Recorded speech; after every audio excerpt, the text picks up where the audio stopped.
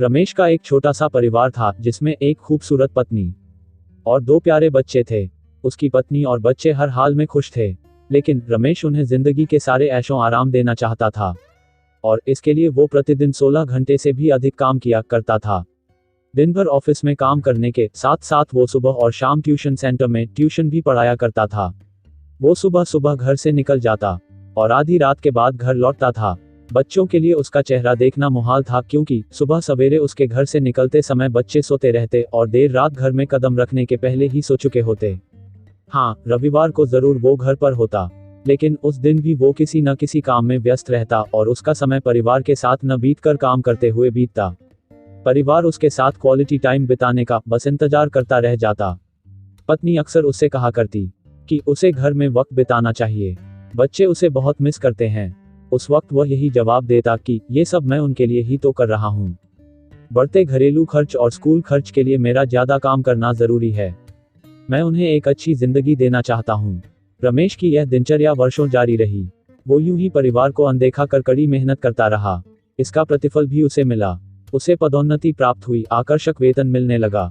परिवार अब बड़े घर में रहने लगा। खाने पीने और अन्य सुविधाओं की उन्हें कोई कमी न रह गई। लेकिन रमेश का यूं ही काम करना जारी रहा। वो अधिक से अधिक पैसे कमाना चाहता था। पत्नी पूछती कि आप पैसे के पीछे क्यों भाग रहे हैं? हमारे पास जो है हम उसमें खुश रह सकते हैं।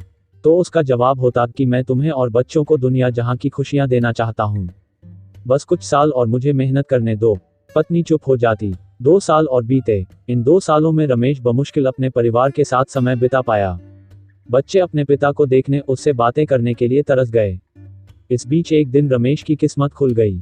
उसके दोस्त ने उसे अपने व्यवसाय में हिस्सेदारी की पेशकश की और इस तरह रमेश एक व्यवसायी बन गया। व्यवसाय अच्छा निकला और रमेश को पैसे की कोई कमी नहीं रह गई थी। उसका परिवार अब शहर के सबसे अमीर परिवारों में से एक था।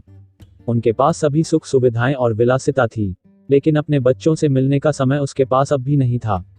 अब तो वह बमुश्किल घर पर रह पाता। उसका अधिकांश समय घर से दूर बिजनेस टूर में बीतता।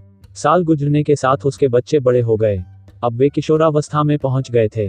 रमेश ने भी इन सालों में इतना पैसा कमा लिया था कि उसकी अगली 5 पीढ़ियां शानदार जीवन जी सकती थी। एक दिन रमेश के परिवार ने छुट्टी बिताने समुद्र तट स्थित अपने घर जाने की योजना बनाई।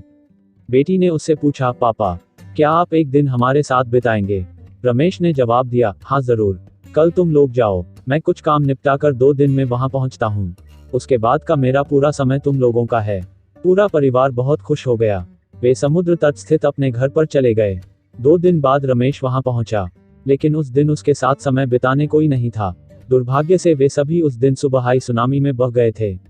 रमेश अपनी पत्नी और बच्चों को कभी नहीं देख सकता था। करोड़ों की संपत्ति होने के बाद भी वह उनके साथ का एक पल नहीं खरीद सकता है। वह पछताने लगा। पत्नी के कहे शब्द उसे याद आने लगे, आप पैसों के पीछे क्यों भाग रहे हैं? हमारे पास जो है हम उसमें खुश रह सकते हैं। दोस्तों, कहानी अच्छी लगी हो तो लाइक करें, शेयर करें, सब्सक्राइब करें।